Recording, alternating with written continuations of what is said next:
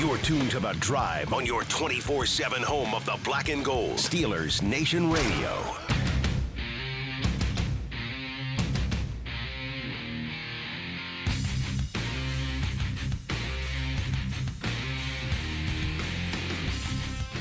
That's one of the cool things that Keith and I were talking about last night, how in Green Bay and in Pittsburgh there's iconic players, and they come back around, and they live in the city, and they call Pittsburgh home full time, and there's something special about that. Always said there's something in the water when you look at the great quarterbacks that come from the area, but it's fun to be a part of this organization and the iconic Packers organization for so long too. What's going on, Steelers Nation? It is The Drive here on the Steelers Audio Network. Wes Uhler and Matt Williamson with you for the next 2 hours on this Friday. As Matt, we get ready for a big one Sunday night. Of course, the Steelers, the Packers, two iconic franchises, a bunch of legends there, as you heard Aaron Rodgers say. Yeah. And, of course, one of the biggest Packers legends now playing for the Pittsburgh Steelers. Without question. Of course, Aaron Rodgers. Yep.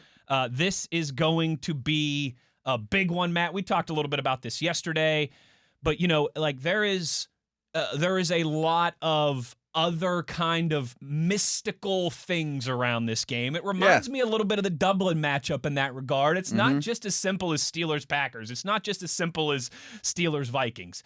When you get into the third and the fourth quarter, maybe that stuff doesn't matter, but I'm also not sure. I know. I think it can in moments like this. Between what feels like two evenly matched teams at this moment in late October. So Mike Pursuta brings this up a lot lately, and he's like, Williamson, I was blown away with you in the Dublin pregame show. He's like, he gets on me. You're so analytical and Matt stats and blah, blah, blah. And, you're talking the whole pregame show about how Minnesota's the better team than the Steelers at the time. But you just took the Steelers out of emotion. Like, what the heck's going on around here? And you were right. And then he's like, maybe I can learn something from that. And I might do it again today. I think this one has a little bit of that feel where maybe there's not a ton of matchups on paper that you love. There's not a lot that I hate, but there's not a lot that you love. And I really think the Packers, we touched on it yesterday, they're a tough team to find weaknesses with. Totally. I mean, they're pretty solid top to bottom. It's not like, boy, but their linebackers are terrible. They're pretty solid top to bottom. So you're going to have to play a buttoned-up, strong game. But we can't forget that these are human beings, too. Absolutely. You know what I mean? It matters. It does. And, Matt, it's kind of in these types of scenarios where it feels like you're analyzing a little bit more than just X's and O's. Yeah. It's kind of what I love about sports, isn't it? Right. Like going to Dublin and being like, hey, it feels like the Vikings are playing a little bit better right now, and that defense could cause the Steelers some issues. Sure. And Justin Jefferson's a star, and they're getting Jordan Addison back and all these things. And the Steelers were without Jalen Warren and Alex Highsmith. Yeah, and they a had couple, some stuff going on, couple too. Key Right, contributors.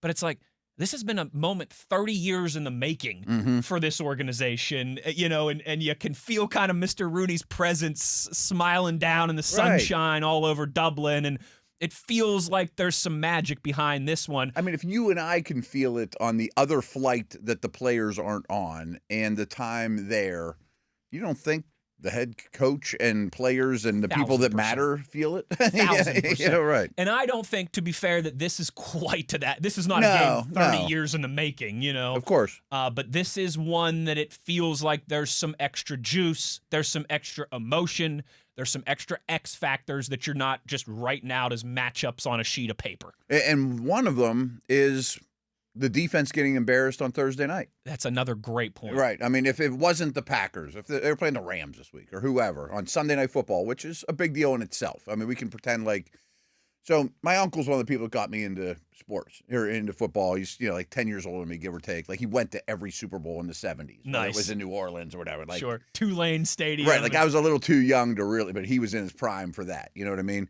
And one of the reasons he's not as big in the NFL now, he's like – there's too many night games. There's too many marquee games. He's like, Monday Night Football was the thing back then. Deal. Everyone glued to the TV. I mean, there's no internet, of course. But you can't tell me Sunday Night Football doesn't mean a little bit more anyway. And getting embarrassed even on Thursday Night Football, that defense, I can't imagine had a fun 10 days or whatever. Yeah, they had even longer to wallow in it. That's what I mean. Hear about it and relive it and all those things. Watch it again and again. Like, how are we this bad? And see all the love that Joe Flacco's been getting in the national media this week. Right. And, hey, you feel that loss for a long time. And your body's resting in the meantime, Absolutely right. And you know what? Maybe that's one of the fact that we've talked so much about the storyline of these two franchises and Sunday Night Football and Aaron Rodgers and the special edition uniforms and all those things.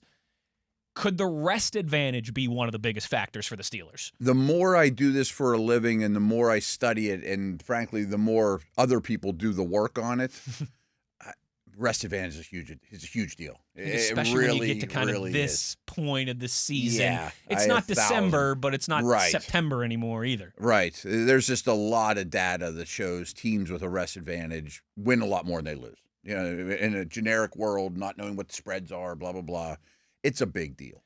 And I wanted to point out, too, we talked a little bit about this yesterday, and I brought to you those stats of Mike Tomlin after a Thursday night loss. Yeah. And how in his last 9, he's 7-2 in the following game. There was somebody on Twitter, I forget who it is now. I'd have to go back through my mentions and look.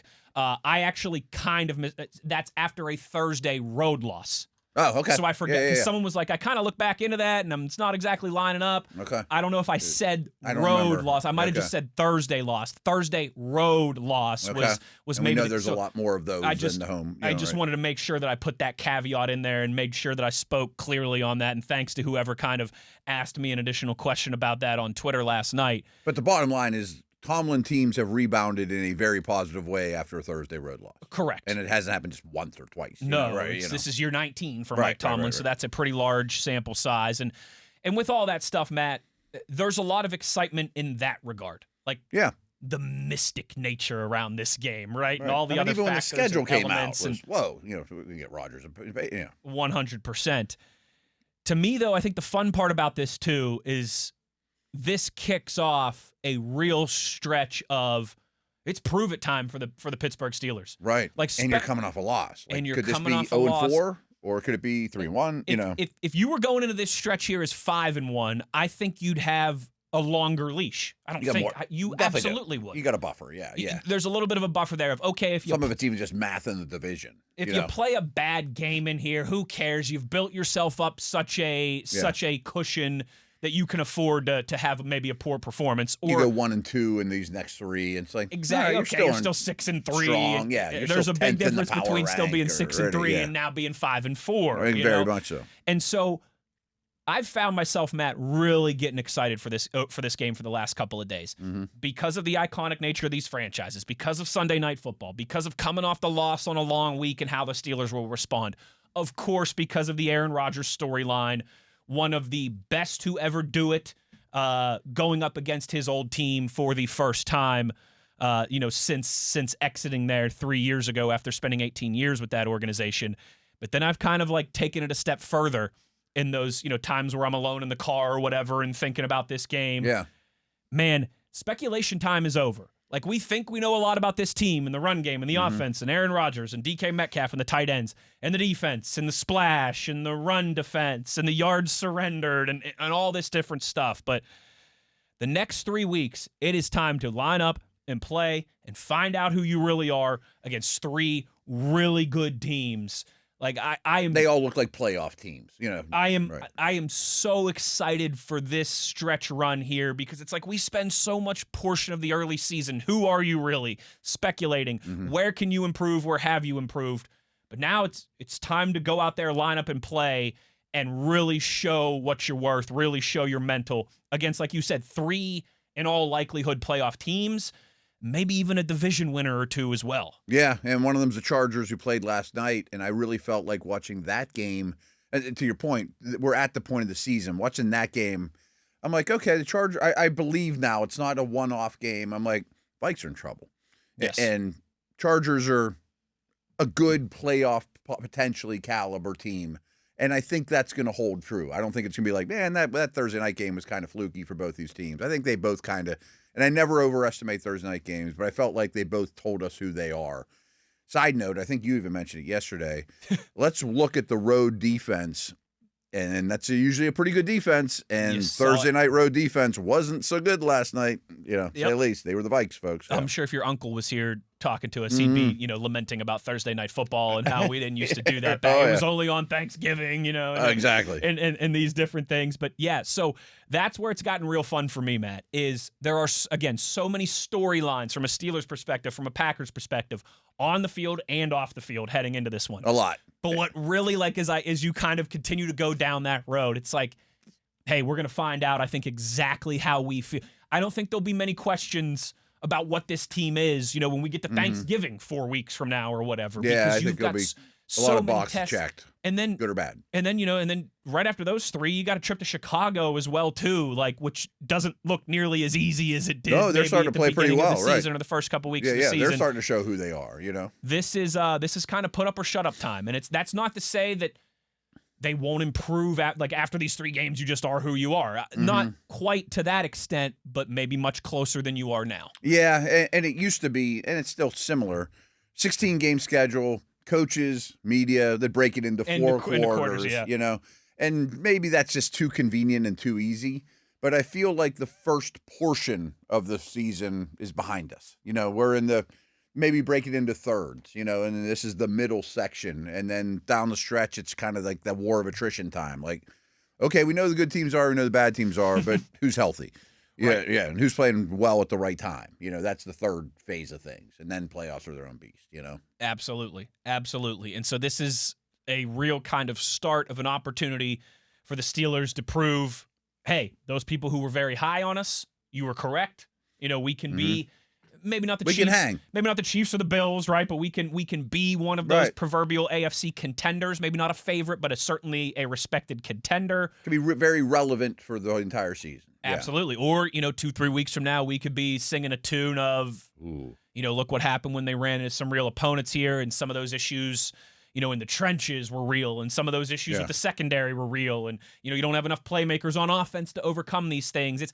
I said this to you yesterday. Start playing younger guys and having those type of conversations. I said this not to where you you. want to be, right? The Steeler fans that are high on this team, they've already got their narrative written out and ready to publish Sunday night when this game's over if the Steelers win. Mm-hmm. The Steelers fans that are low on this team, Oh yeah, they've already got their narrative written out, ready to publish if the Steelers lose this game Sunday. we know what we'll hear. And right? that's going to be the case, Matt, for the next 3 or 4 weeks. I think so. And we know how this league is too, though. I mean, you lose Sunday, and then you're like, oh man, you start having Sky's falling. Right. And the Colts are going to be favored against Steelers probably no matter what, no matter how this week goes for both teams.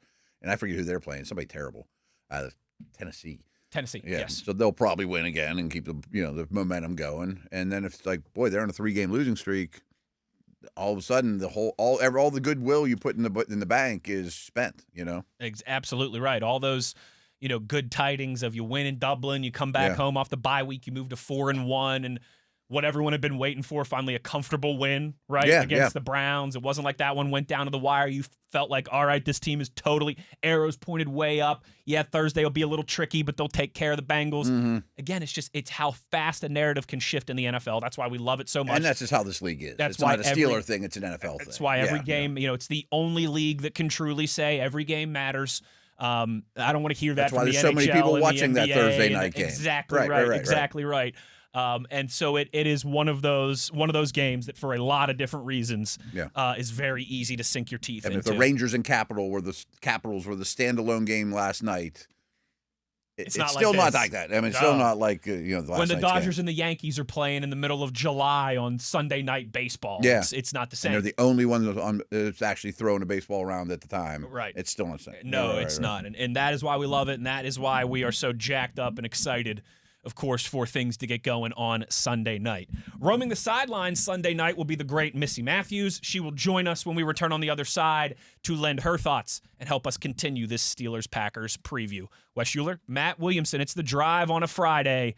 Steelers Nation Radio on the Steelers Audio Network.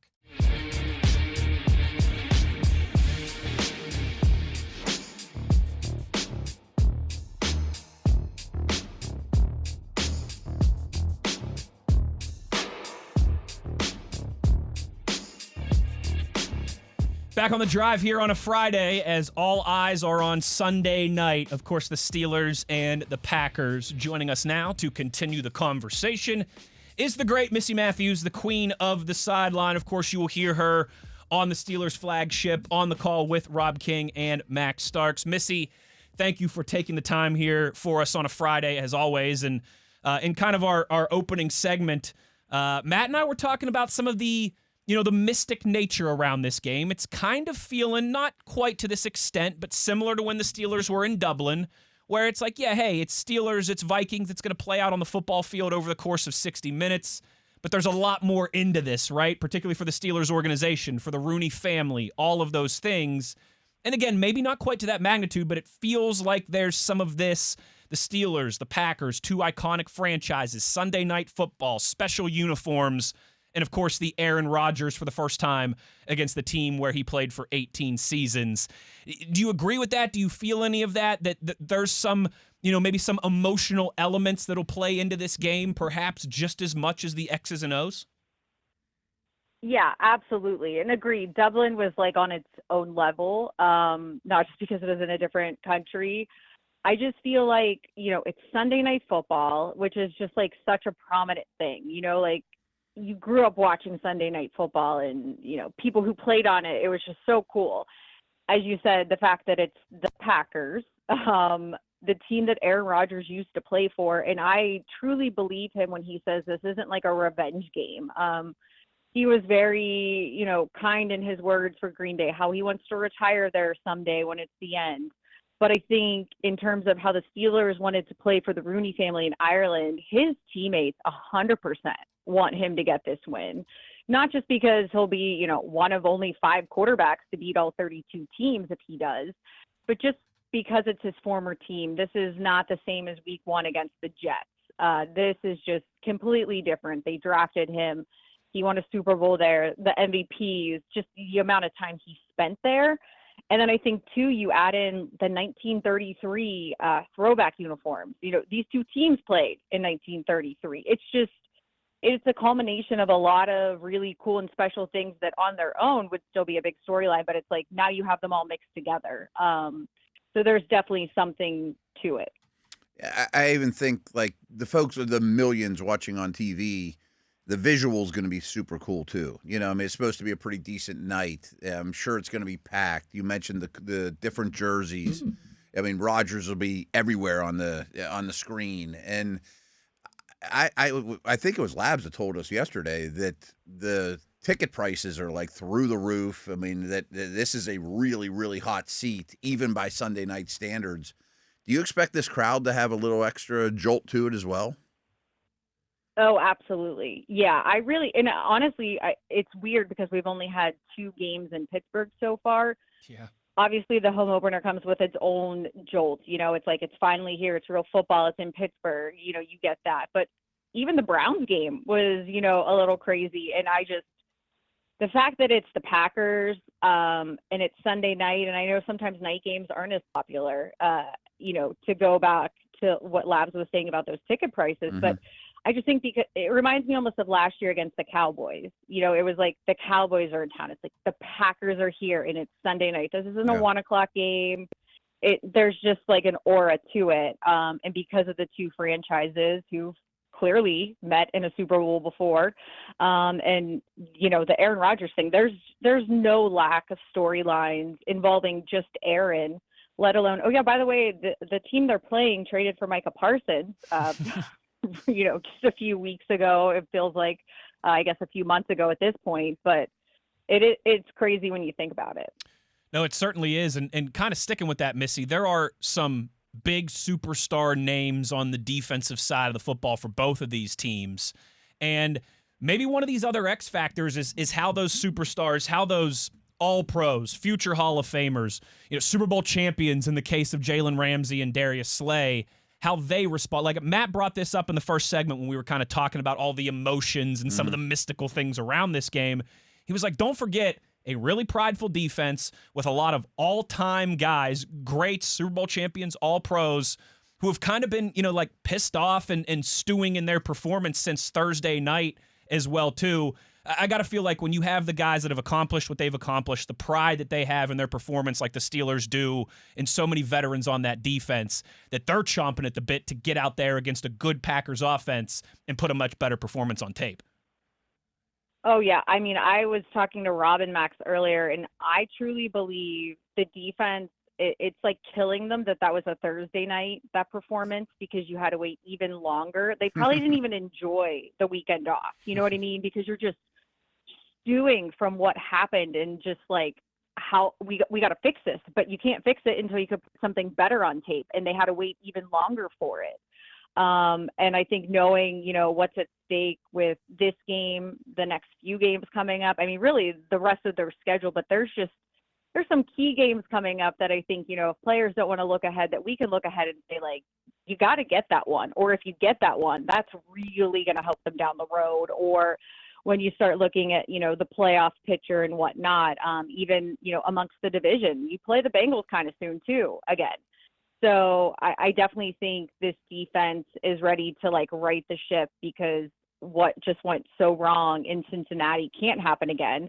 And I think because they were on such a roll prior to that, where it was like, if they get 5 sacks, for the third game in a row, like it's this and that. And then it was just the complete opposite in terms of their performance. So it's like the defense needs to get back out there for themselves, but then also I think, they appreciate what Aaron Rodgers has also brought to this team and the leadership and what he's doing in terms of the offense.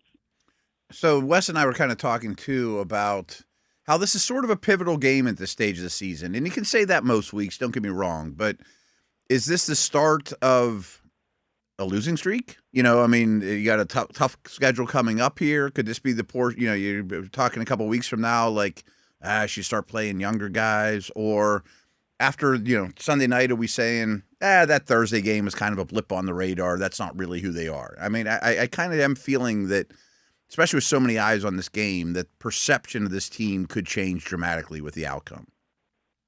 Yeah, I think perception changed on Thursday night. Yeah. It's Thursday night's not the same as Sunday night, but it's still the only game. So if you want to watch football during the week, you turned it on.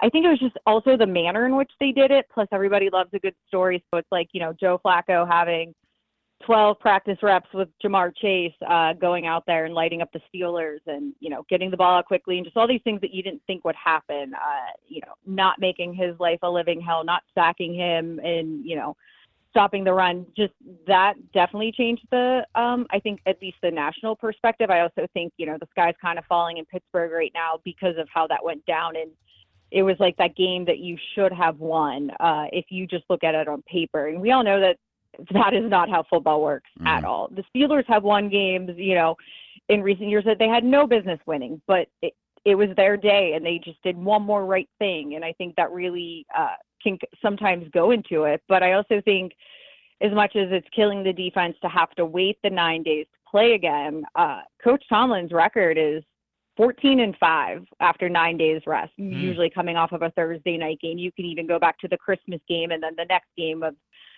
of whatnot. But, and at home he's 7-3. So I think there's something to it. It's like, their record coming out of a true bye week, how they typically are really good then too.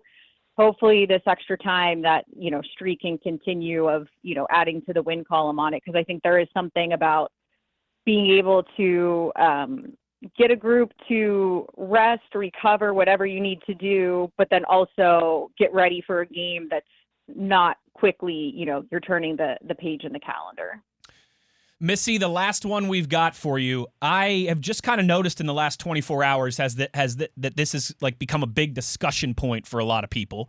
And you, of course, are one of the hosts of Steelers Style. I don't think anyone's ever accused Matt and I of being stylish, but you certainly are at the certainly at the forefront of that amongst our entire Steelers media family here. You like the alternate uniforms in a game like this? Some people are screaming it's two traditional franchises with great uniforms. You got to keep that for this matchup, save the alternates for somewhere else. The other side saying these are awesome uniforms for both teams and it's going to be cool to see a different look under the lights. Where do you, again, as our Rock Steelers style co-host here, where do you come down on that debate? Well, I am privileged that I am, the leader of fashion for the Steelers Audio Network. I will wear that hat proudly. Put that on the resume as well, too, Missy. Yeah, thank you. I like that one. Might add it to my Twitter bio. I really do like these throwback uniforms. I'm never a fan of the khaki beige pants. I didn't like it on the Bumblebees, but I didn't like the Bumblebee uniform jersey. These I like. I think they're sharp. The gold helmet, the gray face mask, block letters. It's like a little bit of everything that everybody loves, thrown into one uniform. And it's clearly, it's throwing it back to 1933. It's not exact. It is, something that they worked on and that is special and important to them. And to know it's important to the Rooney family, Labs and I always have a chance when the Steelers schedule comes out to sit down with Mr. Rooney to talk to him about the schedule and whatnot. And for both of us, it was bringing up this throwback uniform, and it's going to be on Sunday night against the Green Bay Packers. Just the excitement. This isn't something that they decided in July. Oh yeah, by the way, we're gonna just roll out this uniform. I mean, so much work, hours and days and weeks and months go into planning these types of things. And I love that the players have been wearing the gold helmets out at practice this week, just kind of giving you a little taste, giving them a little taste. And you can see day by day, guys have been wearing different things with the helmets. I can't remember if it was Deshaun Elliott or it was one of the DBs, kind of came out in almost all yellow the other day. And I thought, he's playing with the color scheme, and I appreciate that. I'm a big fan. I don't love that Green Bay is going to wear all white.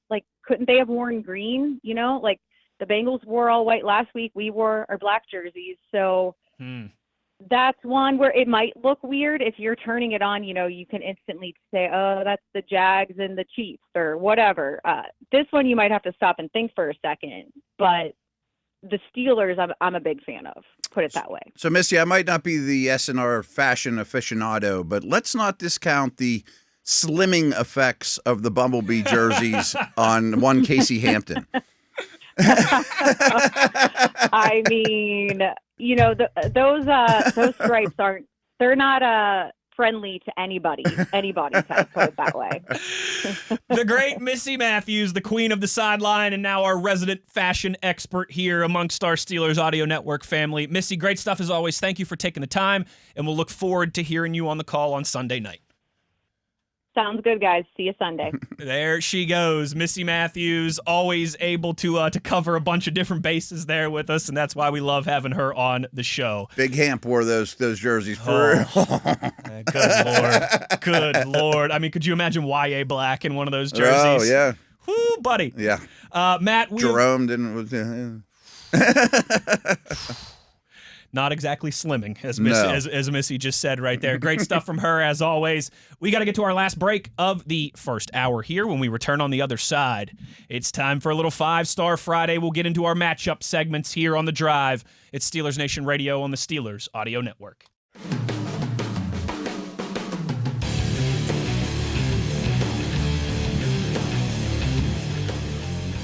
It's a 5-star matchup because we're in it. 5-star matchup. Everybody we play is a 5-star matchup because we in it. All eyes on Sunday night. Steelers, Matt, you want to talk about a 5-star matchup? Steelers, Packers. That is a 5-star matchup right there for sure. And it is now time to dive a little bit into it, to do a little more scouting of the Packers. Matt, which side of the football you want to start on? I don't care. There are Take it away. Okay, so let's start Steelers defense versus Packers offense. Agreed. Because I think a lot of the storylines around it that we've discussed, the effectiveness of Green Bay's offense in most situations other than intermediate passing, the Steelers coming off of their worst performance of the season. Without question. Defensively. Yeah. Where are we watching? What are some of the individual matchups to keep an eye on? I want to go down a road that we don't often do, but I did that Thursday night show with Mike and Merrill, and it showed up by watching the Packers, scouting the Packers. But Merrill took it to a new level, and I just wanted to talk about it a little bit too, because he believes that far and away the Packers are the best screen team in the league. Interesting. That's not an aspect we attack very much, and there's not numbers to back that up or whatever. But it's a great way to slow down the rush. It's a great way to get pretty good group of athletic linemen. They're not special players, but they move well collectively in space. Their tight ends will block. You dump it to Jacobs or tunnel screens or whatever. But it's just one thing I wanted to make sure we talked about today, since today's the last show, and Merrill brought it up last night. And like, don't be surprised if they start to slow that rush with a lot of screens and things like that too. That's a great call. And you mentioned it. Their offensive line is a great cohesive unit, and that's one of the screen game becomes much more effective when you've got 5 guys that are all on the same page. And with Josh Jacobs, what he's able to do. He's a force. He's not, I don't even want to say Christian McCaffrey because that's such an outlier example. Right. He's not a good receiver. He's a capable, quality receiver. It's not like the first or second thing that you list on his scouting report, but capable is in quality are great words to use with him out of the backfield. Yeah, and he was so critical of the Raiders when they drafted him because they never used him as a pass catcher at all. I mean, I think his first, don't quote me exactly, but I'm really close.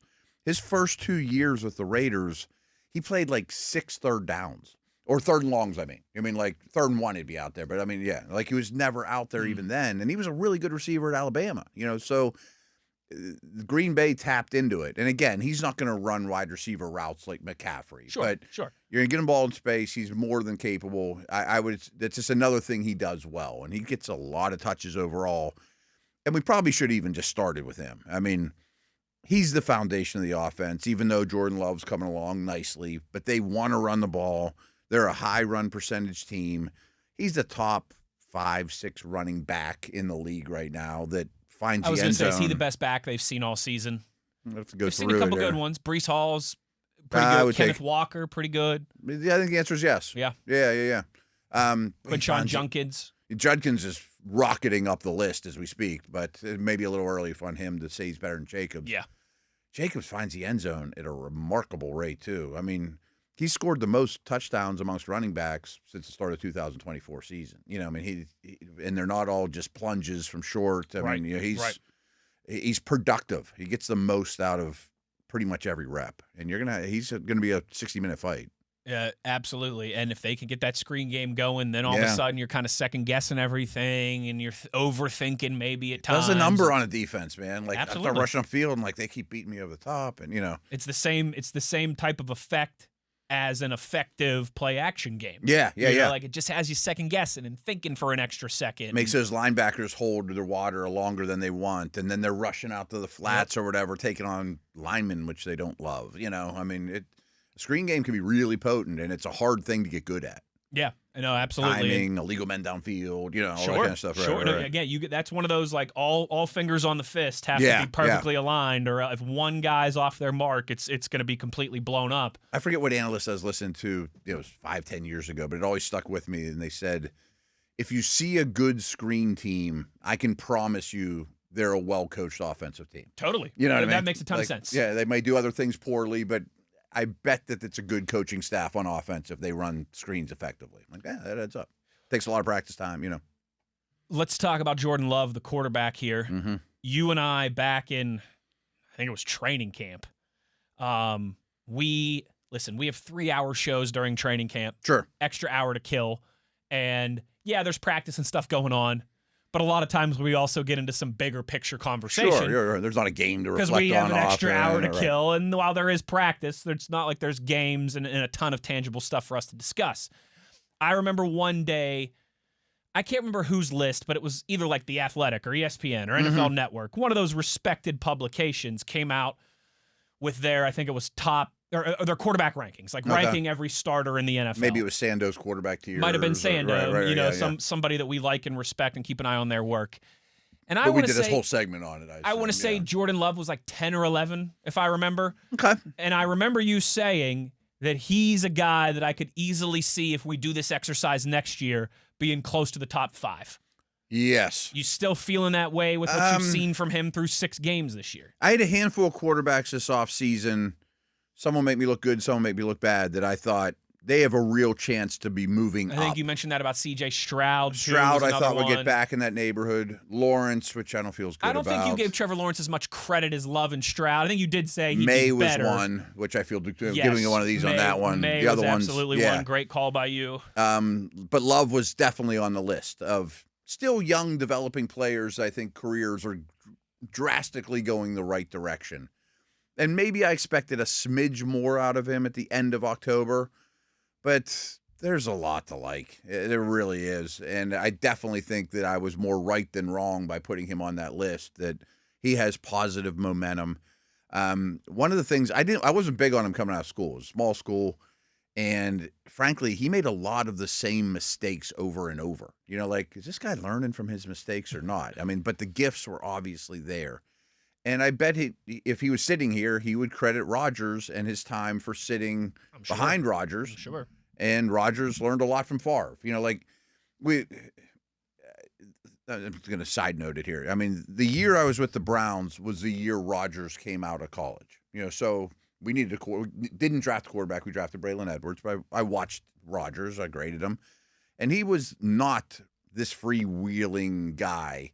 I think he learned a lot about playmaking. He was pretty rigid. He was rigid. He was ball up by right. his chin. Yeah, exactly. Yeah. Right. Strange Form system has to coming be out perfect. of. Yeah. I think You're he not learned a coloring lot outside from of the lines. right. I think he learned a lot from Favre. And then, like, one of the biggest renegade gunslingers we've ever seen in NFL history. Right. Playmaker. Rodgers kind of galore. met somewhere in the middle to become the perfect balance. Yes. And I think in a very similar way, Love isn't the player they drafted, you know, in a positive In a good way. Yeah. I mean, from the LaFleur influence, the Rodgers influence, I'm sure that I don't know that he studied poorly, but I'm sure just being around Rodgers this last couple months, I'm sure the professionalism and the way Rodgers prepares definitely wore off on Love, because how could it not? How could it not? You know? That's one of the Moats used to say that all the time. Mm-hmm. Like, when the conversation would come up of, like, is Brett Favre a good mentor? Is he going to mentor that? You know, there's those conversations all the time when a young quarterback gets drafted by a team that already has best buds having beers together, right? And then Aaron Rodgers has got the microphone in front of his face, and it's like, what are you going to do for Jordan Love, this young rookie quarterback out of UCLA? You see that all across the league every time. And some quarterbacks be like, it's not my job to mentor him, and they're right. And that's the thing. But that doesn't mean they don't play a ton of time or spend a ton of time together. That's the thing that Moats would always bring up was, like, even if the starter has no interest in the guy who they've drafted to take his job one day, success still leaves clues. Just by being, you know how much time they sit in the quarterback meeting room, breaking down film, and being around that guy. Right. You know, he was like, there was some cantankerous stuff going on with Debo in the organization around the time well documented, right? Around the time that they drafted T.J. Watt.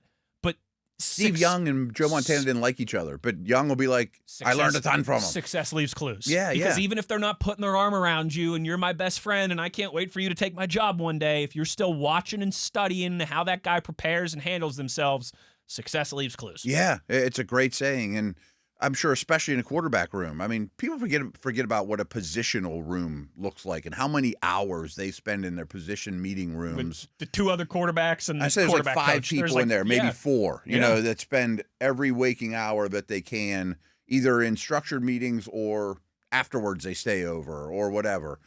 And a lot of the time, if you're the backup, you know, or waiting in the wings, of course you're breaking down the actual game footage of Rodgers in his prime. And didn't Rodgers leak it the other day? Mike mentioned this, you know, last night, that he had a lot of good things to say about Love, a lot of good things to say about the organization. Yeah. But then under his breath, he said something like, yeah, well, I was winning back-to-back MVPs. Yeah. And Love sitting in the room watching back-to-back MVP tape every day, you know? Just via osmosis, he should be learning a ton. You're crazy if you don't gain something from that. Brady doesn't have to say a word to me and I'm learning from him if I'm in the room, if I'm Jimmy G or whoever. Not to blow smoke up your butt, Matt, but it's the truth, and I've told you this before. When I started on this job in 2018, you know, just being at training camp for 4 weeks every day and listening to Tunch and Wolf and how they did their show, and listening to you and Dale and how you guys did your show.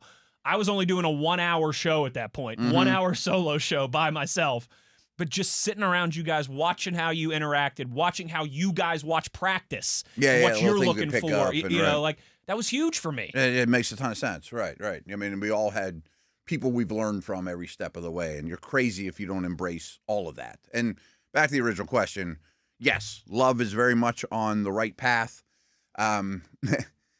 Maybe a fun project for next year or for next week or a downtime is I thought of this. You know how my mind works in crazy ways. Who do we steal from the Bills? Who do we steal from here? What quarterbacks would you trade this year's first-round pick and next year's first-round pick? Of course, yes, Mahomes, Allen. If you're the Steelers, well, Love would be on that list. Like, that's good enough for, like. Age, all that combined. Because my thought process on the exercise is, if in fact they pick 22nd and they have to give the 22nd pick and next year's first and maybe more to go get their guy, who would you be happy with in return? Like right now, if it's McCarthy with the Vikings, like I'm not doing that deal. Sure. Sure. There's some Absolutely guys you're not. like, Yeah. if that's a I'm return not giving on up my 2 investment. first-round picks for Trevor Lawrence right now. Not right now.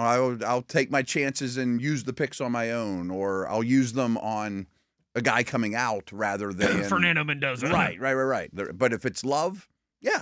I mean, some are obvious. Burrow, Lamar, of course. I'll give you whatever you want. Right. But, who's a guy that you'd be really happy with if you invested heavily in this draft if they turned into Love qualified? Makes sense. Yeah. Yeah. No, that makes a ton of sense. And hopefully it will not be one of those highlight reel type games for him, and the defense will have him frustrated. Mm-hmm. Let's talk about, so we talked about the line. He's not perfect, though. I mean, he's still a work in progress, too. Sure. Yeah. I mean, this is his 3rd year as the starter. I wonder how many starts he even has. And he came out of a small school, and, I mean, he progresses nicely, but he is not Flacco from the neck up, or anything like that. Sure. I bet he's played 45 games, 50 games, something like that. Pretty close. He's played in 48. He's started 39. Okay. So I guess he had some Rodgers mop-up duties over the years. Yes. Get him out there here and there. Yes, okay. like 2021. I think Aaron even missed a couple games. His rookie year, he played in 6 games that season, played in 4 his second year, and then became the starter. The starter. Okay. So this is his 5th year in the league, but his third as the guy. True starter. Yeah. Okay. Yeah, that's up, yeah. So we've talked about him. We've talked about Jacobs. We've talked about that offensive line a little bit. That just leaves the eligibles, Matt. Yeah, they're good. I know you love Tucker Kraft. He's coming off his most used game, and it's not a knock on the receivers, but I think that they realize this is one of the best young tight ends in the league, and he's a do-it-all guy. And they've got some guys at receiver, but they don't have Chase and T. Higgins. No. I mean, it's a deep receiver room to the point where we've even thrown out before the season starts. Could the Steelers is that a team to talk to in terms of they have a surplus? They have a surplus at wide receiver after using a first-round pick. There are a lot of young guys. But to be honest, as it stands right now, and I don't think this is how they 100% envisioned it, but Reed is hurt. Watson's been hurt. He could be back for this one. Golden's still learning. But Dobbs has been the guy that's getting the most action. He's on the field the most. He's the most reliable. And he was often linked to the Steelers, too. Like, how about Dobbs? That's that could be the guy that the Packers move on from. He's the oldest of those young guys. Rodgers actually played with them, and they seem to have a good rapport in Dobbs' rookie year. And I often thought then, in the offseason, I'm like, yeah, that'd be fine. I'd rather be a little better than that. But he's gotten better since then. He used to be – remember – I don't know if you remember, but Matt Harmon was on with us, the wide reception perception. Yes. He's great. He's phenomenal. I love Matt a lot. I think he does really good work. But he has this term called the sacrificial X, which is the X receiver at the line of scrimmage basically just runs wind Take sprints. the top off the defense. Yeah, you're just getting cardio out there. You're sacrificing so people can make plays underneath. Martavis Bryant. Yeah. And Dobbs was kind of a sacrificial X for a lot of his career. Now he's doing a lot more. So he's leveled up too. So it's a good group of pass catchers. It is. They don't have the elite names like the Vikings do, like the Bengals do, but they're strong top to bottom. Yeah. There's not the highest ceiling, but there's a pretty high floor with that group as well too. And they can afford to have injuries like they're dealing with now and still be good. They've got some young guys that it's really starting to come together for, I think, as well at the same time. Good team speed too. Yeah, no, absolutely. You're right. And if they get the screen game going, that becomes a bigger issue. Yes. They get that screen game going, you start pinching up, you start holding your water, as you call it, for an extra half second. Safeties start biting. Those guys can get behind you. Yeah, certainly something to keep an eye on. That's an hour in the books. That's one half of 5-Star Friday. I should mention, too, Golden ran an elite 40 time, and people probably look at him as, man, that's like one of the fastest guys in the league. I don't, and I'll be honest. Like, he ran you get 240s at the combine. He runs the first one. They give him the time, and his face was like, I think they screwed up. I've never run that fast in my life. He's like, I'm good. I'm good. Yeah, I'm good. But he's fast. Don't get me wrong. But he's not like 4.2 flat fast. You know what I mean? But he can get behind you. He's certainly one to keep an eye on Sunday night. That's one half of 5 Star Friday. We'll spin the block and focus on the Steelers offense against this Green Bay Packers defense. We'll do that to kick off hour number 2 when we return. Wes Uhler, Matt Williamson. It's The Drive on Steelers Nation Radio on the Steelers Audio Network.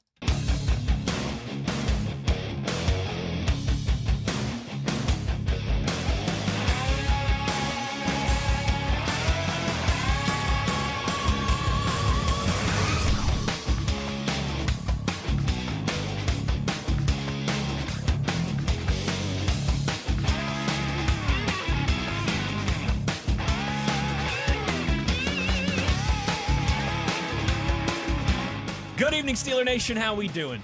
Well, that's good. Us too. It is hour number 2 here on The Drive as the afternoon has turned into the evening. 1 more hour to go. You know what that means. It's been a good week, dude. It's been a great week. Hitting our stride. We're getting a bunch of new listeners out there. Yeah. Last segment of the week. Let's go. Absolutely. Welcome Big to game coming. You know, much like John McClane in Die Hard. Die Hard. Yeah. Welcome to the party, pal. You know, if you're someone who's jumped Yippee-ki-yay. in. Just don't say the next words coming up after that, and we'll get thrown off air. Yeah, it's been a good week of shows, all in anticipation of what is hopefully a great game Sunday night. And as we kind of started the last hour talking about kicking off a massive stretch here for the Pittsburgh Steelers, it could be a few weeks before you're favored in another game. It's quite possible. I don't think you'll be against the Colts. Could be a very slim spread, especially with it being at home. And maybe they're due. Maybe they lay a stinker this Sunday, and that, you know, brings them back down to earth a little bit. But I would be shocked. I'm with you. Yeah. You got to go cross country against the Chargers. I imagine They're building some momentum now too. Again, not massive, but a slight underdog. I would say if that that game is played today, Chargers -2.5. That was exactly what I was going to say, man. Right. Exactly Especially what after I was their gonna say. performance last night. I mean, Alt is back. You know, and then it is run the right, and ball. then it's on the road against Chicago after that, or am I skipping a game? I don't in know. there? I'm always bad about knowing the future Yeah, schedule. same. I don't but know. regardless, I mean, it could be a few. The Bears weeks are playing here. well too. When we pick games, I might pick them over the Ravens. Absolutely. I mean, might it be Miami on Monday night the next time that you've got kind of what you circle as an absolute we're going to win this game type game? It's a huge stretch here for Put up the or Steelers. shut up time, right? Put up or shut up time. And so with that, it's time for us to jump back into a little 5 Star Friday. We're humbled and excited to be in these 5-star matchups. 5-star matchup. Somebody leaving here with a loss. Not going to be us. It better not be us. Matt, let's talk about the Steelers offense against this Packers defense. And, I mean, am I taking the low-hanging fruit, or do we have to start with Micah Parsons and I think so. guy who really has looked like he's started to get comfortable, settle in, round into form, knock off that preseason? Because he was kind of in a similar status as Cam Hayward. Like, didn't do much in training camp or the preseason. Oh, no, he was banged up, right. And then, you know, new team, new organization, moving, all that stuff. They traded for an injured player, which doesn't happen that much. That wasn't like a crucial one, but it was a back, and like sometimes that can linger. You didn't know exactly what you're getting. Absolutely. They're like, sign me up anyways. Sign me up anyways. We'll take our risks on yeah. this guy. And, man, really the last couple weeks, I think especially last week in Arizona, he started to look like that Micah Parsons that we all know he's capable of being. Yeah. You had success just a couple weeks ago against Myles Garrett, a talented pass rusher. We were joking. You kept Aaron Rodgers clean in Cincinnati. Broderick Jones was the only one to take him down. Mm-hmm. What's the challenge like this week against Micah Parsons and some other, in their own right, very talented, accomplished guys along that defensive front for Green Bay? Yeah, and it's been a theme talking about the Packers is I think they are a well-coached unit, and their defensive coordinator isn't super well known. He's a guy named Jeff Hafley. He's in his second season.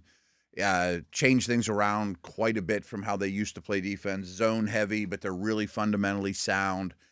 They've leveled up as a defense. We talked about it before. They draft defensive players in the first round at a rate higher than any team in the league. I mean, really over the last several years, Golden and Love are their only first-round picks, really out of like 12, 15 years that aren't defensive players. Sure. And they're not all still there. Some of those guys have moved on or retired or whatever too. But still, they invest in their defense with youth and draft picks and speed. and therefore you have athletes. Like nice football players that aren't athletes don't go in the first round. They go in the third round. Right. So they have a lot of team speed, a lot of length. And oh, by the way, they pick up Parsons. And I think you have to mention Rashawn Gary as the Highsmith to the Parsons. Absolutely. Too. I mean, he's near the top of the league in sacks. He was the most heavily recruited player in the country when he came out of high school. Goes to Michigan. He was number one on all the lists. Where was he from? I don't know. I don't know. But he was the 5-star of 5 stars. Could have went anywhere. And was first-round pick in his own right. Yeah. He had a really good year 2 years ago without Parsons, having a great year with him. So that duo is problematic. That's the difference in the Garrett conversation. We raved about. We warned people the rest of that Browns D line is better than you think. Well, this pair's like as good as there is in the league. I mean, they're pretty awesome. They're Chase and T. Yeah, exactly. That's exactly it. Yeah. I mean, one might be number 1 and the other one's 10 or whatever. Right? Yeah, like these guys are as good at bookends as you'll see, and that in itself is a huge challenge. And Parsons is so explosive. And he's so competitive. Rarely do you see a snap where he not takes off is too strong a word, but he really plays. He doesn't have hard. much of a low light tape at all. No, he really doesn't. Plays the run. Merrill mentioned the name Lawrence Taylor, which is a big name, but it's not the craziest thing I've ever heard. And if there's anybody who deserves to be compared to him, yeah, right. And I think where Merrill was going, we didn't go down the road, but my immediate thought was I urge people, because it's so fun, go to YouTube and watch any Lawrence Taylor highlights. They're awesome if you haven't, but a lot of people have seen him rush the passer. But there's a couple videos out there of just his highlights against the run, and they're awesome. He's just probably putting people in the turf. Right. People tried to block him with like tight ends, and he's taking them and throwing them on the ground. But even better was when they ran away from him.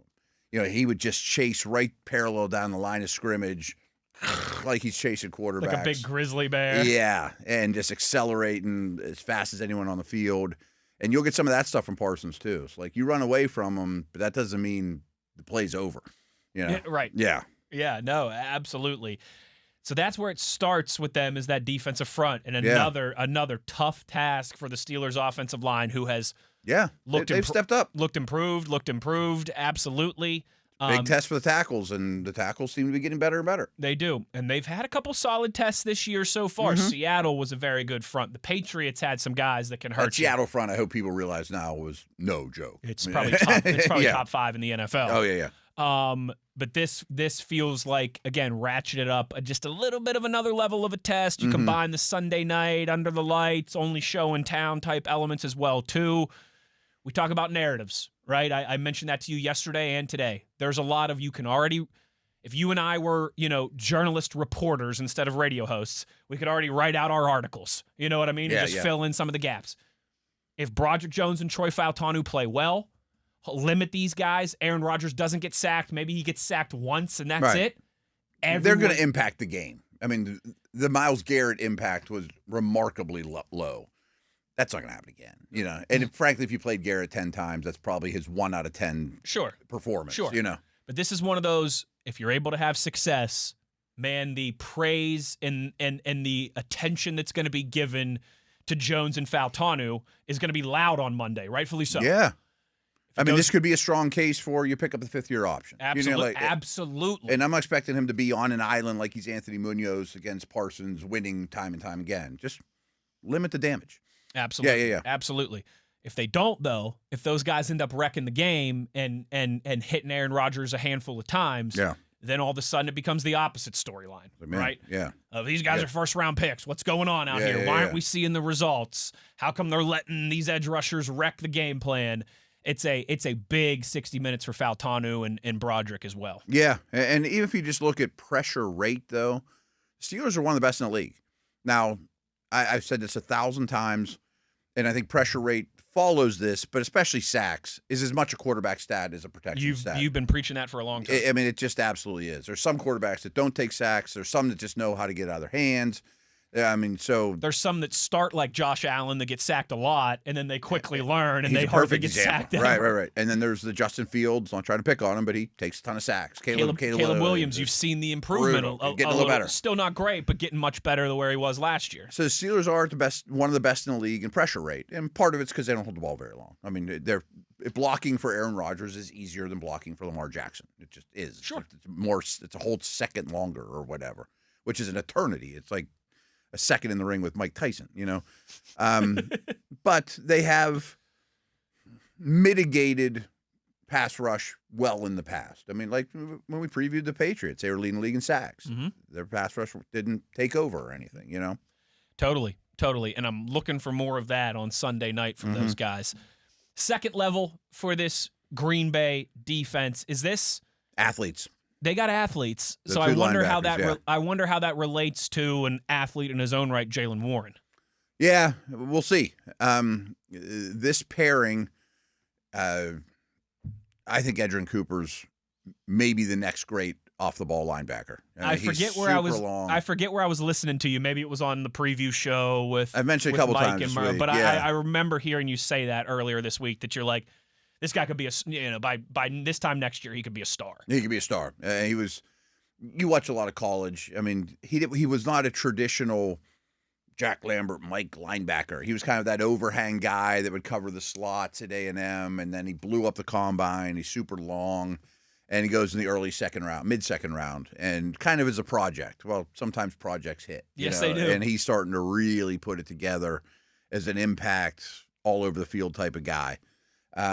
And then the other dude, Quay Walker, is a typical Georgia first-round pick, measurables off the charts, I'm not big on the word instinct, but instinct and recognition aren't these two's number one trait. Great white sharks have instincts. They hunt okay, seals. human beings. Right. They've got to learn. They've got to study. They don't just. You just don't come out of the womb hunting running backs. You telling me you don't pop out of the womb like Luke Kuechly or Patrick Willis? Right. I mean, you learn how to survive as a human out of the womb. I mean, I think instincts are real.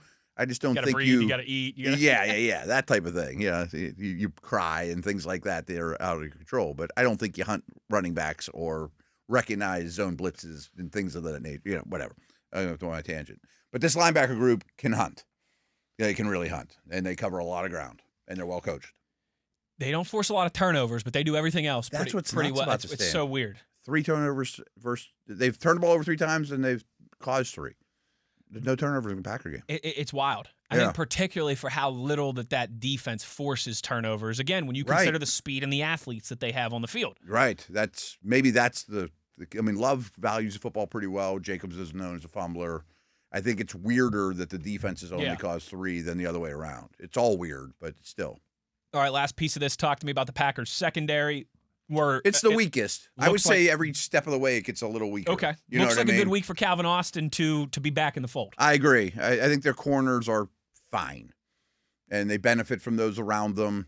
They let Jari Alexander go, who was their best guy, but they couldn't count on him, and they didn't have an obvious replacement for him.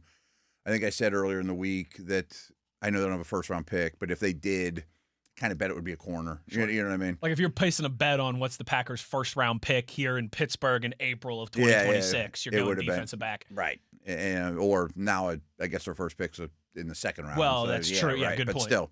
The Cowboys have their first pick. Safeties are good. McKinney's basically a star. I mean, he actually got Defensive Player of the Year votes last year, his first year, which was probably a little outkicking the coverage, but he's one of the top 5 safeties in the league, But their secondary's beatable if you can protect.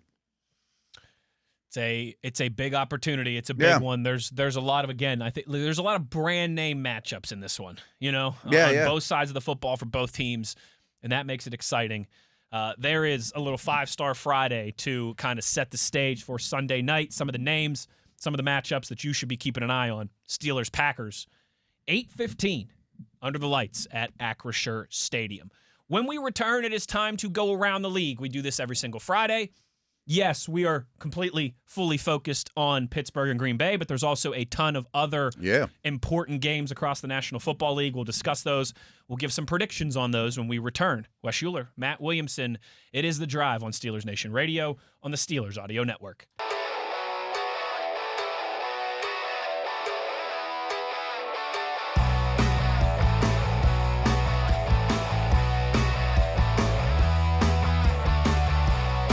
the home stretch here on a Friday. We're going to go across the league, run the gauntlet of all the other games, the Week 8 games in the NFL this weekend. But, Matt, first, significant news.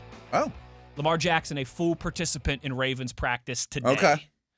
Of course, they have a pivotal one Sunday against the Bears. Bears team that we've talked about that is certainly arrow pointed up. Yeah, and a Ravens team that it feels like can maybe lose one more game the rest of the season. So this is huge. I know we're going to pick games and include the Vegas line, but Vegas has kind of told us every step of the way this week that they expected Lamar. I think it's like a 6.5-point spread. Because there's no way a team on a 4-game winning streak against Huntley or Rush or whatever would have been a touchdown dog. I mean, Lamar is worth at least a touchdown, maybe more. Yeah, exactly, for the way they're constructed. Now, I still think the team has some other fundamental problems, like and a lot of other injuries too. Yeah, and some other injuries. And even like watching that game last night, Oweh gets a sack for the Chargers, like shot out of a can. I'm like, couldn't the Ravens use that? I mean, their pass rush is poor. Yes. But we'll see. We will. I still certainly don't think that Baltimore is anywhere near out of the woods, but getting Lamar Jackson back is a huge boost for them. And yeah, the line on that one reflects it. We will get to that in just a minute. But Matt, we start in Atlanta, where the 3-3 Falcons are a 7.5-point favorite against the 1-6 Miami Dolphins. I really don't like how Atlanta's playing right now. It's a big number. It's such a big number. I don't want to take anything with Miami. That's the thing. There's a couple games this week. This is one of those I wouldn't touch with a 39.5-foot pole. Right, exactly. I mean, as we often say, there's 6 or 7 really bad football teams. And a couple of them, like the Saints, you give me enough points, I'm cool. They play hard. They're just not very talented. There's some of them that are just in such a bad place. It's like, I don't know how I can pick them. I mean, and some of these numbers absolutely reflect that.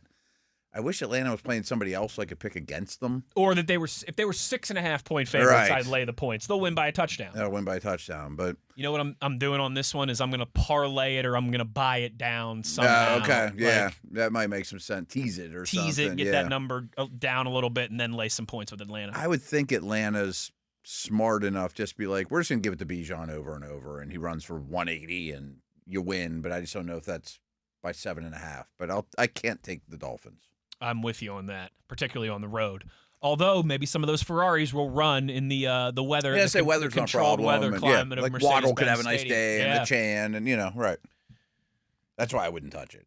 Bengals feeling good about themselves, looking to get back to 500 on I wish they were playing somebody else. On a long week at home, they get the Jets. 6.5-point favorites are Cincinnati. So watching that Steeler game or reflecting on that Steeler game, I was kind of like, I'm excited to bet against the Bengals next week. Everyone will think they're back. I mean, like, their defense stinks. And, that was just a bad performance by the Steeler D. But I don't know how you bet on the Jets right now either. No sauce against those corners. Tyrod's supposed to start, but he's not 100% healthy. He's listed as questionable on their injury report. Garrett Wilson's out. Who does anything for them? This is another one. So tease the Bengals and the Falcons. There you go. Tease the Bengals and the Falcons. Get both of those numbers down a little bit. Because I think they both win. I'd lay 3.5, maybe 4.5 with Cincinnati. Yeah. 6.5's a big number, I'm going to take the Bengals. But I am too. Yeah. If I have to. Some of these teams are so bad. There's some spreads I really don't like this week, Matt. That's one of the most interesting things I've found, I just don't know a lot about football betting. I mean, that's a whole different science than what we do. It's like fantasy football. It's its own entity. Yeah, I understand fantasy. I think I'm good at fantasy. But, like, making lines, I just don't understand how. Fly in the wall. Oh, I just love to learn, yes. Because, as everyone knows, the line is, how can I get 50% on both sides? That's what it is. It's not how we truly feel about this game. It's how can we get the bettors money. Feel. Yes. Right. Like, for example, Matt. Yeah. You talk about how I'm a dork with college football. Sure.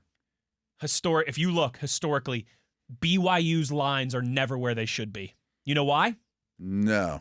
Because BYU fans are Mormon for the large part, and they don't sports bet. Okay, so it has something to do with their religion. When Vegas sets the line for BYU games, they do it They knowing don't get the homers. We're not going to get We're not going to get thousands of BYU homers. Sure. So they are always. Meanwhile, like Packers and Steeler fans come out like crazy, probably more so than Cardinal fans. Correct. Right? Yeah. Their BYU lines are always skewed in the direction of trying to influence the other fan base because they know BYU fans don't bet.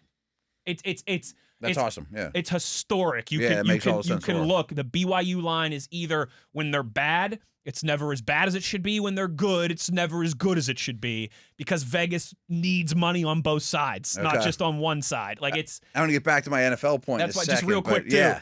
I was laughing. I didn't bring this up to you. This can be my. We did this. This can be my what's bothering me for the week. Mm-hmm. Lane Kiffin was asked about the college football playoff at his press conference this week. So much, drama last year around the 12 teams. It's going to be the same this year. And Lane Kiffin goes, if the college football committee should just have Vegas select the 12 best teams in the heard something country about because that, Vegas is always, Vegas is right more often than they're not, and we should just let Vegas decide. Okay, yeah, tell that to James Franklin, Lane Kiffin, who lost back-to-back weeks as a 20-plus point favorite. Yeah, no, you're right. We should totally let Vegas do it. What could go wrong? What could go wrong? The games on the field don't even matter. You're right. Let's just cancel college football for 12 weeks and let Vegas decide who the dozen teams in the playoffs should. Sorry, I digress. No, it's good. That's what's bothering me this week. So what my point was when I was talking about wanting to learn more about it is I just don't know for these, like this Titan game that we're going to talk about in a minute, Colts-Titans. What's enough of a point? I mean, does it open at like 9 and everyone's like 9? I'm not even sniffing it at 9. Well, what if I make it 16? What if I make it 30? Like what's enough to bet on these terrible teams? And then you probably know this, but do you know the college team that is bet on the most? Ooh, probably Alabama would be my guess, or Ohio. Like, do you know this, or are you just asking I do know. me? I mean, I knew it as of 10 years ago, but maybe it's changed. Ohio State or Alabama would be my first guess. It's Hawaii. Because everyone that loses all day bets on Hawaii at 10 o'clock at night. That's awesome. And they're drunk. That's awesome. That's awesome. Had a tough day, but I'll get it back. I'll get it back. I'll Chasing the dragon. Yep, I'll go bet on Hawaii at midnight after 100 beers. You're right. That's hilarious. That's why, kids, kind of like the BYU thing. Veteran advice for you. You place all your bets before you crack your first cold one, okay? That's from Uncle Wes. You keep that in the back pocket. I had a good day. I'm going to double down on Hawaii. Yeah. That's hilarious. It's great. That makes a lot of sense, though. Browns at Patriots in Foxborough. 5-2 New England feeling good. 2-5 Cleveland. Hey, maybe better than they've felt recently coming off of a strong performance. Patriots. This is another line that I hate. 7.5 New England. I know. I love the points in this one. I mean, I'm a big-time Drake May fan. But I think they might be feeling a little better than they should. Yes. Some of these teams, when they're the cart's a little ahead of the wagon or the horse or the whatever, I guess the wagon ahead of the horse. No, there right. makes more sense. Don't put the horse before the wagon. And you're giving me more than a touchdown against a team that plays defense and runs the ball. I think they keep it close. I'm not saying they win. This was a DVOA thing, the Football Outsiders, and now they're FTN. The Patriots have had per DVOA, have had the easiest schedule in the league thus far. Not surprising, but they're capitalizing on it. Good for them. They also have the easiest schedule going forward. Their next 5 weeks are like a bunch of 1-win, 2-win, 3-win teams. They get the Dolphins, they get the Jets, they get the Browns. And speaking of betting, they're going to be my favorite team to bet against in the first round of the playoffs because they're going to smash all these good teams, get in, and then they're going to go to Kansas City and get squashed. Look at Matt calling his shot like Babe Ruth. A little divisional rivalry. Who you got in this one? Taking the points too, or? Yeah. Over a touchdown. I just think that defense is good. I do too. Yeah. And I think you're right. New England's good. They are on track to make the playoffs, but they're a little ahead of schedule, and sometimes that jumps up and bites you when you least expect it. Eagles hosting the Giants. These two teams, of course, met just, 2 weeks ago on a Thursday night, and the Giants upset the Eagles. Back at home at the Link. Philly feeling better about itself, too, after a solid performance in Minnesota last week. Eagles, 7.5-point favorites. It's not a game I like either. There's a lot of these that I know. I wouldn't. The Grinch. I wouldn't touch with a 39.5-foot pole. Right, and I do think a lot of good things are happening in New York, although a bunch of them just got fined a couple of hours ago. But I just think division game that got kind of embarrassed, and you're the Super Bowl champ, you come back pretty strong to squash that opponent, and maybe you run it up. Wouldn't surprise me. Yeah. Wouldn't surprise me. That's the way I'm leaning as well, too. Again, I don't love this spread. No, I think it's a good number. But I'll lay the points with Philadelphia, and they'll win by more than 7. And you're right. A game where they'll clearly be focused, and they'll want some revenge. And they're like, hey, scataboo. And Jackson Dart, you guys had a lot of fun at our expense a couple weeks ago. We remember. Here comes the return favor. Like, again, I'm not picking on the Patriots, but next time the Bills play the Patriots, I'm going to take the Bills. Yes. Yeah. And speaking of the Bills, They are on the road in Charlotte. 4-3 upstart surprising Carolina Panthers. Buffalo, a 7.5-point favorite. Yeah, I know. It's another one's over a See, touchdown. though, I'm going to tell you, I love this. Okay. Even if it was 8.5, maybe even 9.5, I think I would still lay the points with the Bills for two reasons. One, they're rightfully ticked off about the way they've performed as of late. Yes, and they're better than that. They are, and they're coming off a bye week. So two losses and a bye. I mean, they've had a month since they've won. Yeah. And I think I remember I told you this story when the Cowboys were in Charlotte a couple weeks ago. But I've got an old roommate, great friend from college. Yes. Him and his wife live in Charlotte now. They're Commanders people. They're DC people, but they live in Charlotte now, and they have season tickets. And he does we always sell one game a year because the opposing team takes it over. One that's going to pay well. And he was like, we can't decide this year if it's going to be Dallas or Buffalo. It might be both, and that'll more than pay for our season ticket. Yeah. I think it's going to be a lot of Bills fans. I think it's going to be 75% Bills fans there in Charlotte as well, too. Like I said, if this was 8.5, I think I'd lay it with Buffalo. I'll lay the 7.5. Bills win big. I was on the fence, but you convinced me. I did think it'd be a heavy Bills crowd. I think Dalton, who's the starter, though, makes them a better team. I mean, in terms of who do you have a better chance to beat the Bills with, Dalton or Young? I would put my chip on Dalton. But he ain't Josh Allen. I don't think he's Joe Flacco either. Yeah. And again, it's been a month since the Bills have won a football game. Yeah, they're due. They're due. Speaking of being due, are the Baltimore Ravens due, Matt? They are at home 1-5 against the hot Chicago Bears. They've won 4 straight. 1 o'clock kickoff at M&T Bank Stadium. Baltimore a 6.5-point favorite. I certainly can make the same argument, too. Like, you talk about a team that's due to win. I mean, they've been getting blown out, and they're coming off a bye. They're a lot healthier, namely at the quarterback position.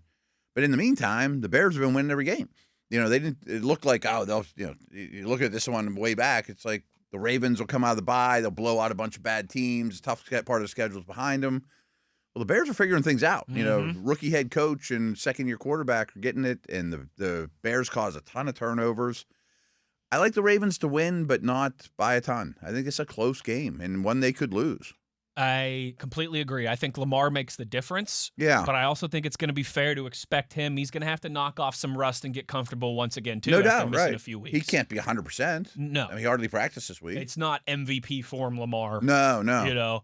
Hardly practiced this week, has been out for a few weeks. They don't stop the run well. They don't rush the pass. They have D-line problems. I also think, too, when we kind of talk about the factors outside of the X's and O's, to use a baseball analogy, they got to be gripping the bat a little tight in Baltimore right now. Yeah. Gripping the golf club a little bit tight. I've told you that. Like they say that in hockey when a Alexander Ovechkin's gone 6 or 7 games without scoring, and all of a sudden you start gripping the stick a little too tight because you're thinking about, I really need to get one. Like I think they know that they have to get this game. They do. And I think they will. But I will take 6. I'll take Chicago plus 6.5. Bears to cover. Ravens to win. Yes, me too. Last one in the 1 o'clock slot here. Speaking of another team that has to win, Matt, the Houston Texans, 2-4 at home against the Niners, who certainly have some holes and some warts, but they're 5-2, and they've done nothing but win in these tough spots all season where we thought here comes a loss for San Francisco. Houston a 2.5-point favorite at home. I don't get this line because I think you would have San Francisco favored, or you think it should be a bigger line? Which direction are you going? I'm taking the Niners. Okay, so I think they win outright. Okay. I know it's in Houston, but you said it. I mean, one team keeps figuring out a way to win, and the other one keeps figuring out a way to lose. And I don't know that Houston's offense, I don't think Nico Collins is going to play. Like, who's scary in their offense? I don't see anybody. They don't run the ball well. Stroud is sputtering, and the Niners are starting to figure things out. Really well-coached team. They're fine on the road. This line surprised me, too. I understand the desperation spot for Houston, and I do think that carries weight in these type of matchups. Sure. They're in real trouble if they lose this one. Big trouble if they lose this one. But this is another one, though, Matt.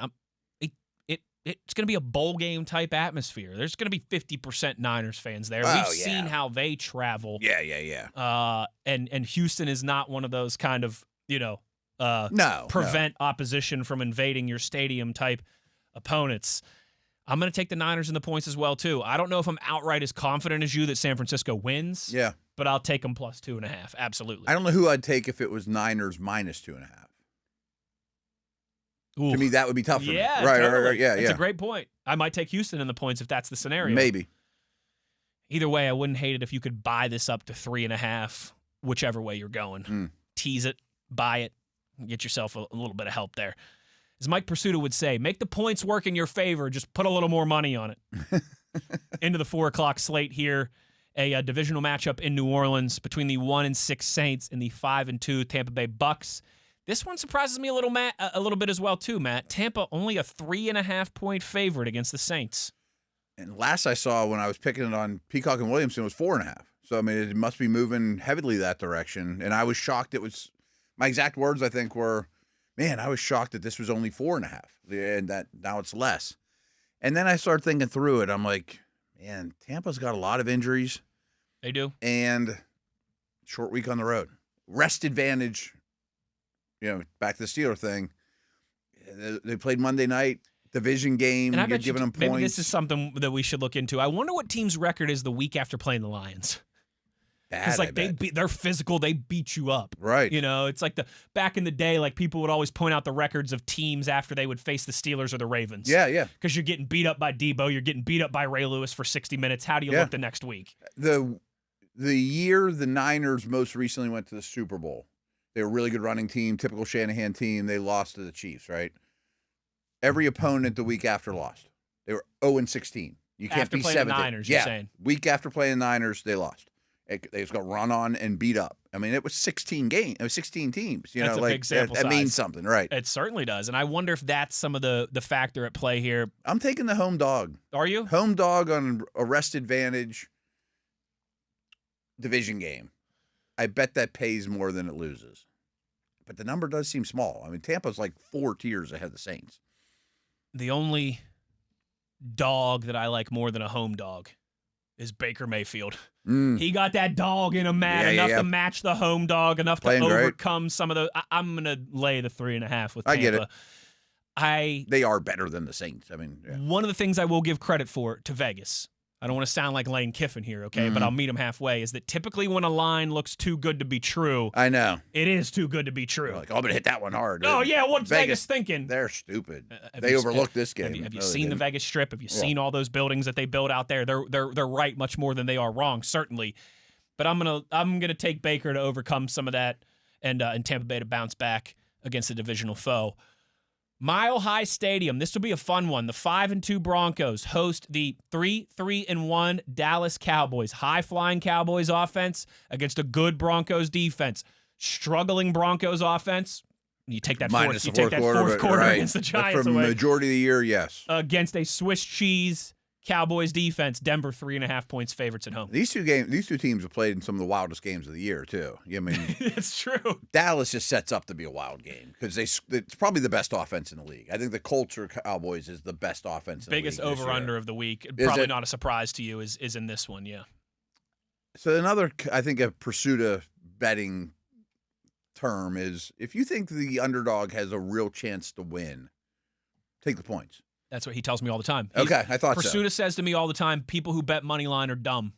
Yeah, right. Take the points, just bet more money on it. And I do and kind I think of Dallas could win this game. I don't know if that full blanket statement of people who bet money line are dumb, if I agree with that. But I agree with his logic of always take the points, just put a little more money on it. Yeah, just hit it harder, I guess. If someone wants to give you points, take points. Yeah. If you ask me to pick this game straight up, I might take Dallas, or I'd be really on the fence. So I'm taking the points for sure. I don't know. I like that Broncos defense a lot. And it'd be one thing if I thought Dallas could run the ball effectively. I think they're going to try and air it out with Dak and Pickens and CeeDee Lamb, and they've had a lot of success doing that. I would think Surtain's on Pickens. I would think so. In the Mile High atmosphere there, I think the Cowboys offense might struggle a little bit. I'm going to lay the points with Denver. It's a terrible place to play. It's a tough place to play, particularly if you're a team who wants to air the ball out a bunch. And you can ask CD and George Pickens to run up and down the field for 3 hours and 15 minutes in that, that altitude. I don't love it, but I'll lay the points with the Broncos on this one. All right. Last one in that 4:30 time slot, a game that we've referenced a couple times here today already. The 6-1 Indianapolis Colts, the Steelers' next opponent, hosting the 1-6 Tennessee Titans, one of the bigger. How big does this line have to be to take the Titans? It's one of the bigger ones we've seen so far this season. It's over 14, right? 14.5? 14.5, Indy's favored. I think I would lay it still. I realize the Colts have won. They've played a lot more one-score games this year than they have blowouts. Mm-hmm. But they're capable of blowing out teams. They certainly are. And the Titans, to me, just feel like a team that's kind of packed it in already. I know. Like, the proverbial, the coach is gone. The joke that everybody makes, like Cancun on 3. You know, like these guys are already playing in their off-season vacations. And where am I taking my wife and kids the second week in January when the season's over? Am I getting traded next week? Or, right. Making business decisions. Should I play or not? I don't think hate a number that big. This is another 39.5-foot pole one, but I'll lay them with Indy. If Moats would be mad at you. He would. Moats would be very mad at me. Never touched the double-digit spread. This is another one I would try and tease or buy down to even just 13.5. I would feel much better about than 14.5. Because Ward's going to be out there chucking it late. And, absolutely. He's the one guy on Tennessee that I trust to not pack it in, to still, pedal to the metal. But I don't know if that's going to be enough. I don't know. I'm also going to take the Colts. I would not bet it. I don't know what the number would have to be for me to take the Titans. Maybe 17.5? That sounds crazy, though. That sounds crazy, right? I think it's 16.5. I would take the Titans. Okay. I said, what is the magic because number? Because again, the Colts could be up 20 and Cam Ward throws a touchdown. That's the biggest X factor. It's like the TV. He's going to sling it like crazy in the second half. TV and I have talked about this before. I hate betting basketball games, like points on basketball games, because you have the Pacers minus 6.5, and they're up 9, and some dude from New York at the buzzer chucks up a half-court 3 uncontested for no reason, and it goes in, and you end up with. Like, I could see something like that. And they were never in the game. Like, has nothing to do with the game. The other team's not even trying at that point because it's over, and it's a definition of a bad beat. I could see something like that in this one. Give me over 14. It's a lot. One game left to go in this Sunday slate. It's the Steelers and it's the Packers. We will preview. We will predict. Well, I guess final preview and prediction on the other side to wrap this thing up. Wes Uhler, Matt Williamson. You are tuned into The Drive on Steelers Nation Radio on the Steelers Audio Network.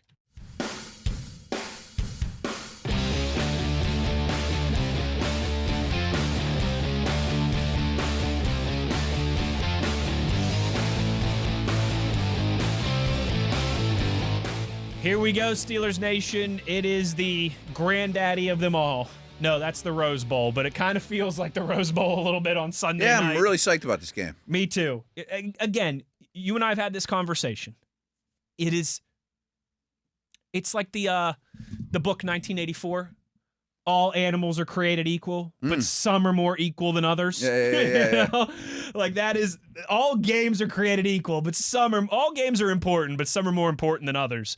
And this is certainly one of those. By the time, I've told you this before, like Rob King and Max, they always crack up at me because I'm like so calm, so level-headed. And then like 2 or 3 minutes before kickoff, I'm like bouncing around in the booth. Oh, like, I can see that. You know me, I'm a jitterbug. I'm like shadowboxing Mike Tyson, and I'm like, it doesn't matter. It could be the 15-0 Steelers against the 0-15 Browns, and still. You definitely were in Dublin. Now I think about it. You were sitting I was sitting right behind you guys, right? And again, that's another big one. Like, sure. I was bouncing around in Dublin. The place was rocking. I am very fortunate to do what I do for a living, and sometimes that gets lost on me. It becomes mundane. It becomes like work. Sure. But not 5 minutes before kickoff on an NFL Sunday. Ever. Yeah. But especially in this one. Steelers 4-2, Packers 4-1-1. The Aaron Rodgers storyline, two of the most traditional, beloved, supported, respected franchises in not just football, but in the entire American sports landscape. You can go anywhere in the world and find somebody wearing Steelers gear, find somebody wearing Packers gear. I don't care where you are. Matt, the Steelers 2.5-point home dogs. How are we feeling about this one? And you tell me. Pick it first. Good. Let me do this. Similar to what happened to both of us in Dublin. I think we were both. I know you were. I was going to say I don't want to speak for you, but I know you were. I was ready to pick the Vikings. Yeah. To win, and we both went with the scenes there in Dublin and the crowd and all that and the energy and the atmosphere. We both reversed that and went off of emotion. Picked with my heart instead of my brain a little bit. I've been saying for 6 weeks now, don't worry, eventually I will pick the Steelers to lose a game, but I haven't picked the Steelers to lose a game. All I week, think I have or not. all week I've been telling myself, Matt, I'm going to pick the Packers to win this game. I'm going to pick the Packers to win this game. I got Steelers 24-21. Me too. I have 24-23. All the Aaron Rodgers stuff, all the Mike Tomlin off a Thursday night road loss with extra time to prepare, rest advantage stuff. Rest advantage. I think, again, if I'm just playing this game out in a vacuum, I might pick the Packers to, if it's on a neutral field and the Aaron Rodgers storyline isn't there and both of these teams played on Sunday, I would probably pick the Packers 24-21. I quote it a lot, and I should quote it more. Mero Hodge always says on these Thursday night shows, never doubt a proud professional that's been embarrassed. And for that, I'm just referring to the Steelers defense. That I believe in my soul that not only are they better than that, but they're an above average defense. Yeah. That was the 32nd ranked defense that we saw that night. I don't think that's going to be the case. And then you give them more rest, home, all those things. I think Green Bay's better than the Steelers, but I think they win. I think that's a good way to put it. If this game was in Lambeau, it's probably a different story. I think it totally is. If it was week one. Totally a different story. If it was next week. But, I just think that Green Bay's really good. I do, too. I mean, they were my NFC pick. They were my pick to win the NFC before the season started. Yeah, I picked them to go to Super Bowl after the Parsons trade. After the Parsons trade, we both picked them to go to Super Bowl. And they might. On kind of our final, and they certainly could.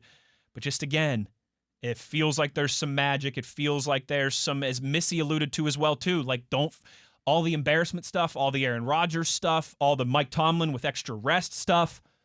Also think of those guys in the locker room, too, how much they've already adore and love Aaron Rodgers. They're all going to Penguins games together and doing all this stuff together. Yeah. They know. Those guys know that for Aaron, this is in all likelihood his one chance to face the Green Bay Packers in his career. Yeah. We got it. We got to come through for number 8, and I think they will. Yeah, the rookie on the team that's Wednesday night at home with his buds or whatever, like, should I play Xbox or maybe I'll stick my nose in the playbook instead this week, or whatever, or I was going to go get a beer with my bud, whatever. Absolutely. Like, this week I'm just going to stay in and, do the right thing type of thing, whatever. Absolutely. And learn to think of those around you think. If this was Packers Nation Radio, I might say something along the lines of, this is probably the week I'd want to play the Steelers least. Totally. Extra rest and coming off of an embarrassing performance, at least on the defensive side. In their building on Sunday night. 100%. Right. Like, this is the scenario. Extra rest off a bad loss, prime time at home. Tomlin's history. I'd much rather be playing the Steelers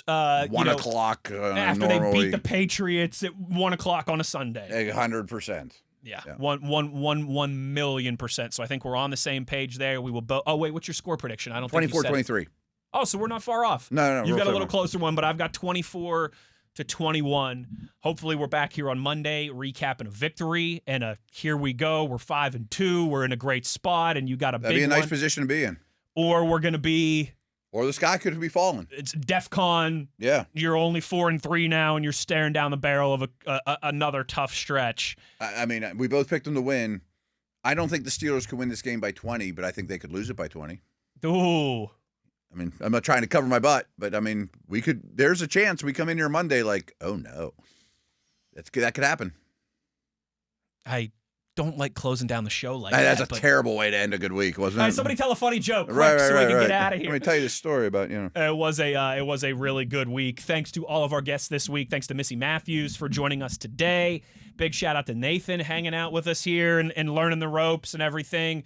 And of course, our video producer, as always, Tyler V, Mr. TV, for making us look handsome on the YouTube. For Matt Williamson, I'm Wes Uhler. Take care, everybody. Win, lose, or draw, because the draw is a possibility as well. The Packers have already done it this season. Win, lose, or draw. We will be back here Monday to break it all down with you. As always, you know where to find us. It's on your 24/7 home of the black and gold. It's Steelers Nation Radio on the Steelers Audio Network.